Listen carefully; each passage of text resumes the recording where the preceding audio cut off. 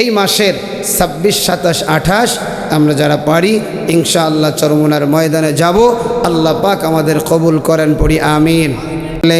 কে কে যাবি আয়রে চলে চরমোনায়ের ময়দানে, জীবনের মর ঘুরে যাবে 3 দিনেরই বয়ানে। যেরকম ঠিক না বে ঠিক?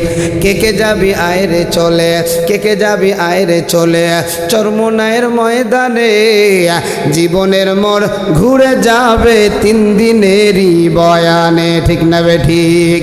ডাল খিচুড়ি নাই রে সেথায়, গরু ছাগল যায় না হ্যাঁ থায়। কথা কন ঠিক কিনা? ডাল খিচুড়ি নাই রে সেথায়, গরু ছাগল যায় না হ্যাঁ থায়। আর নিজের খাবার নিজে খায় রে।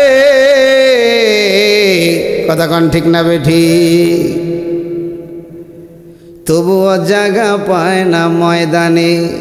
গত বছর ময়দান হয়েছে 8টা। জোরে বলেন কয়টা? আরো জোরে বলেন কয়টা? আরে কত পাগলেরা চরমোনায় গেল, টুপি ছাড়া গিয়া টুপি মাথায় নিয়ে আসছে, জট লইয়া গেছে, জট ফেলাইয়া চরমোনার ময়দান থেকে আসছে।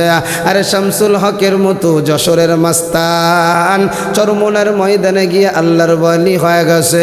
সিলেটের জমিনে কালো মস্তান দেখলেই ভয় পায়।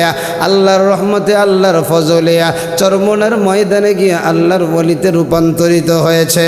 এজন্য দাওয়াতটা দিয়ে দিলাম বাজান, চরমোনার দালালি এমনিতেই করি না। বোঝার পর থেকে দেখছি চরমোনার প্রত্যেকটা কাজ হলো সুন্নাতওয়ালা কাজ।